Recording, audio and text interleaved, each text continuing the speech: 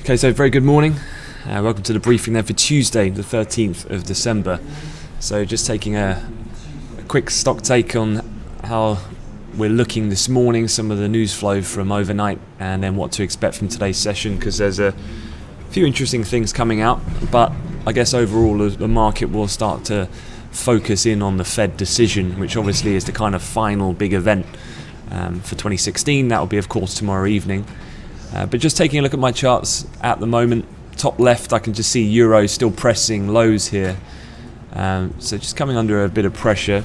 I was out off the desk yesterday afternoon, but I can see that the dollar came under some selling pressure, it looks like, when the US came in, and so maybe just a bit of a reversal of some of that movement then in the appreciation of the euro-dollar pair from yesterday, obviously breaking out of some of this range that was seen I guess overnight in the Asian session, and the dollar index now, just as Europe's come in, just moving into slight positive territory, moving back above that 101 handle, so up around 0.1%. I guess broadening out the kind of look at euro dollar in the context of things, I guess we need to encapsulate the ECB move that we saw, which was overtly dovish in terms of interpretation of the way it played out in prices of the pair. So pivot next kind of downside here to reverse that uptick, as I said, from yesterday, and it'll come in at 0607, and then beyond there, obviously the next, that ECB post low down at 105.28 would probably be a logical level to look at beyond pivot and S1. But looking elsewhere, the sterling currency actually has been edging up slightly this morning. I mean, looking at that, it's the reverse pattern of what we're seeing in euro dollar, so a bit of divergence here. Reading some of the press from this morning, just jump to a story in the Telegraph.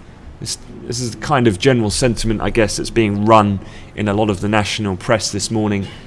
Philip Hammond, the Chancellor, calling for soft Brexit, taking 4 years. Deutsche are talking about it in the morning read today as well, about a net positive for sterling on the back of this type of sentiment, that the timeline's about a transitional deal in which Britain would pay for access to the single market for about 24 months after leaving the EU to ensure a smooth Brexit. And obviously this is getting a bit of pushback from certain cabinet members who want to be more forceful with pushing through with the original hard Brexit plan of the Tory government that we heard obviously announced back in early October. But I guess the reality is starting to set in on the actual negotiation period being so short and tight on the deadline to get a full, complete trade pacts and various other legal plans in place, that actually this transitional period really is a necessity. And so I guess it's eradicating some of the uncertainty over the situation to a certain degree, and it's playing out as a net positive in terms of sterling pricing. Upside here, if I just draw my chart out a little bit, I guess 127 is a pretty good marker, both psychologically and then technically. We got there yesterday just after European close on a test. I was also back in towards the latter part of last week. We did break through that, but it was also a decent level of resistance as well back on the 1st. Anything above that, obviously then targeting R1 and then R2 coincides roughly with around the highs that were seen last week. And obviously that 128.06 is that big level that we've talked about a number of times, which kind of defines that post-Brexit low there, which I think is the ultimate kind of bigger test once we get up at those levels. So be keeping an eye on that this morning. I know some of you have been talking about it in the chat room already.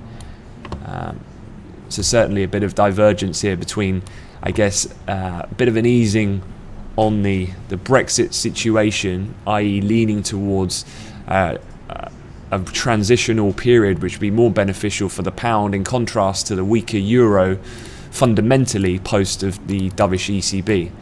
And so seeing a pretty decent downward move, breaking through pivot earlier this morning in euro sterling in the cross, that ticker EB on your CQG.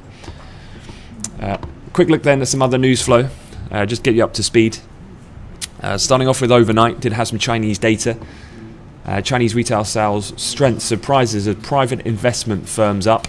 If you remember, we had pretty solid import-export numbers coming out of China, and now it looks like we're heading into, in terms of retail sales in China, perked up heading into year-end. And certainly these are kind of signs in which the Fed will be very happy to be seeing, because it was really China and Brexit which tied their hands back in the summer with following through with their plan of their dot plot projections.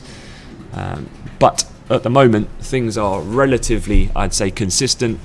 And from the economic data, if anything, has been improving on the Chinese side. Obviously, if we lean towards more of this soft Brexit transitional angle for the UK and European negotiations, then certainly the Fed, you would think, can really focus on getting their interest rate cycle underway. Obviously, tomorrow will be somewhat landmark in a way. It's the second rate hike in this cycle. The last time, I think the stat that I read yesterday, the last time we've had the second hike of a cycle, you'd have to go back 10.5 years. Because don't forget, it's all been about cutting rates. I think there's been, since the global financial crisis, something like 690 interest rate cuts. There's only been a handful of interest rate hikes. But as we know, priced in now for the Fed, but that trajectory will be ultimately key. Taking a quick look elsewhere then, this is a crude story worth having a look at. This is about the surplus to deficit. So obviously yesterday we had a really big jump up in crude oil. Let's have a look at that. 54.51 was the high print. We obviously gapped up that kind of commitment that Saudis were suggesting they could do more. Russia and non-OPEC names looking to add another 500,000 or so to the cut that was already agreed of the 1.2 million to global production back in that Vienna meeting at the end of November. So that's been a real driving force of these crude prices, the ability for them to commit to that. And what does that mean from the supply and demand side of things? Because that's ultimately key and what they're trying to tackle fundamentally. And this chart kind of sums it up. So record inventories accumulated since 2014 will dwindle at a rate of 760,000 barrels a day in the first half of next year. So you can see here we've had, when people talk about this glut in the crude market, this oversupply globally, and the kind of the slow rate really in which we were eating into those reserves, well, actually, given this move from OPEC and non-OPEC oil-producing nations, the first half of 2017, you can see here, this is the implied decrease in global stockpiles. And certainly it's quite a swift change from the pattern that's been present since really the beginning of 2015. The only problem with this, and again, it's difficult not to be cynical when you talk about OPEC, is that reaching this target would require full compliance with almost 1.8 million barrel cut promised by OPEC countries, Russia and their allies. So, let's not forget, we know financial markets price in future expectation, but ultimately, again, like almost this sharp move higher with the US 10-year yield back above 2.5%, chiefly buoyed on the premise of government spending and this fiscal pledge from the Trump administration. Trump hasn't done anything yet. OPEC have not done anything yet. In fact, we are pumping at record levels. This is just the commitment, and obviously we've priced that in already. The only thing is, I guess on a medium to longer term, it's going to be the implementation risks surrounding these things, in which the market's been quite aggressive to price in, which will be interesting in how that unfolds going into Q1 of 2017. Obviously, energy markets being, the move that we've seen really of around $15 over the last month or so certainly has been a dominant force for driving equity prices higher. That was kind of that run-up that we had at the end of last week. I guess yesterday we got as high as 59, and we're sitting just above pivot at the moment. I would definitely still be more inclined to have a long bias on the S&P at this given point in time. The only thing that would really change my mind on that view would be if I hear something maybe overtly hawkish from the Fed, which would make me think that they're going to be on a very steep interest rate normalization path, which would then creep into recessionary fears that there'd be tightened policy too quickly. That's really the only thing I think that's going to halt this steady grind higher. But ultimately, I think you're probably more likely to see a somewhat more cautious kind of dovish hike from the Fed tomorrow. But we'll get into that more detail tomorrow evening. Other news flow, other headlines to be aware of. Unicredit, this morning, they're planning a $13.8 billion stock sale to bolster their capital. Obviously, this is Italy's biggest bank. We were talking about that need that they have to raise capital. 13 billion is much larger than Paschi's 5 and some of the other smaller regional Italian banks. The bank looking to cut annual costs by 1.7 billion euros by 2019. How do you achieve that? Well, you cut 14,000 jobs. Incredible numbers of job cuts at these banks taking place at this point in order to be one of the key drivers of saving costs at these financial firms. Obviously stopping dividend and so on for foreseeable futures, planning loan sales and so on and so forth will help. The market, though, I think with these types of headlines, to be honest with you, I think are fairly comfortable. The size of the headline, $13.8 billion, certainly is priced into the market. I think the fears of that were what we saw with the Italian bank run, which was back in September. That was when Italian banks really got hit hard. I think people are kind of now accustomed to the situation here, and if anything, they're more sort of quietly optimistic, I'd say, that the ECB's backstop, if you like, the commitments that we've heard subtly from ECB sources about, and if necessary, they would buy into BTPs, as Italian sovereign bonds. They could now, within tweaks to QE programs, step in below certain yield floor, deposit yield floor. So there seems to be enough there to counteract any nervousness at this particular point in time. But obviously, how this political scenario develops in Italy will be something to watch for going ahead in the coming weeks. Just moving on then, a quick look at the calendar for today. There are a couple of interesting things to look out for, most notably for the pound. As I said, cable trading only around 10 pips shy at present of that 127 handle.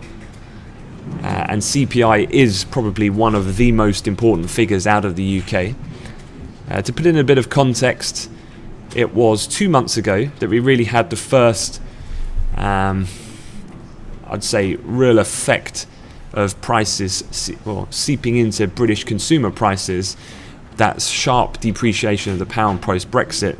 We were quite steady over the summer, and then it shot up from 0.6 to 1%.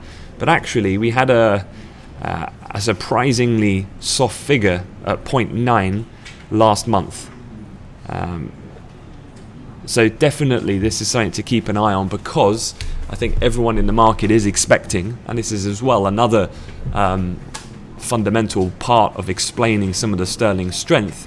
A lot of this is, although we're heading into a fragile political and economic situation with Brexit, at the same time we're having to navigate with policy, or at least the central bankers at the Bank of England, the expectation of higher future inflation in the UK, which certainly this chart will start to incline, if you like, through 2017 for sure. So how quickly, though, it gets back to target and above, because remember, Mark Carney's already been talking about tolerance or limited tolerance for inflation over target. So you're talking more 3 to 4% type levels ultimately in the longer run. And these will be something intraday. I think you guys trading FX, certainly this could throw out some opportunities coming up in around 45 minutes time. Looking elsewhere on the calendar, you have the German ZEW economic sentiment. That's one of the main data points. I'd say that after IFO is probably one of the bigger German numbers that you'll see. So it could be influential for the euro currency and also DAX. Looking at that figure, actually it's been pretty strong. The last reading was the strongest since June of this year.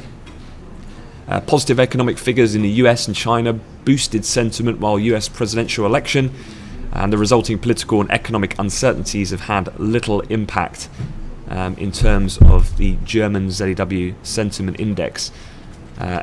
Again, this is the ZEW, just to refresh you, is the measurement of the level of optimism that analysts have about economic situation and economic developments for the next 6 months. Again, this is important as a forward-looking survey, and these are, let's say, analysts' point of view, not consumers, so they should have a pretty educated and informed view and outlook. And what's been positive here is that they're on the fallout of the election. If anything, that's been benign as impact on that outlook. And the situation globally, China and the US, has been fairly robust from an economic data point of view. So be keeping an eye on that number. Obviously top side looking at 19.2. If we can get above that figure, that would probably be something to keep an eye on. Any pullback though, and negativity that may be occurring because of some maybe the European political uncertainty looming, then we could have a bit of a pullback. But I think unless we get something akin to back to 0.5 type area, then it's unlikely to have too much of a market impact today. Okay, so that's your briefing for this morning. So data-wise, really it's the 9:30 for the UK CPI. You've got the German data at 10 o'clock. The US session today, you do have import-export prices. That'll be at 1:30, but otherwise fairly quiet in the States. Possibly without anything unscheduled, like headline-breaking news, could be a fairly quiet US afternoon, as I guess a lot of institutional size flow would probably not occur this close to the Fed meeting. You'd want to be sure of the Fed's outlook and what they're communicating, particularly on the 2017-18 and longer term outlook, to then make a more informed investment decision of a larger size in that respect. So keeping an eye on the data in the morning, afternoon, could be a case of just identifying technically sound levels on a range play and then following directional bias, as we say in the strat, still that being long equities and short T-notes, still US yields, although treasuries are up 3.5 ticks. I think the US yield play with it now back above that 2.5% level is quite psychologically important, and don't really see that changing direction at this point. Okay guys, enjoy your day, and I'll see you in the chat room. Thank you very much.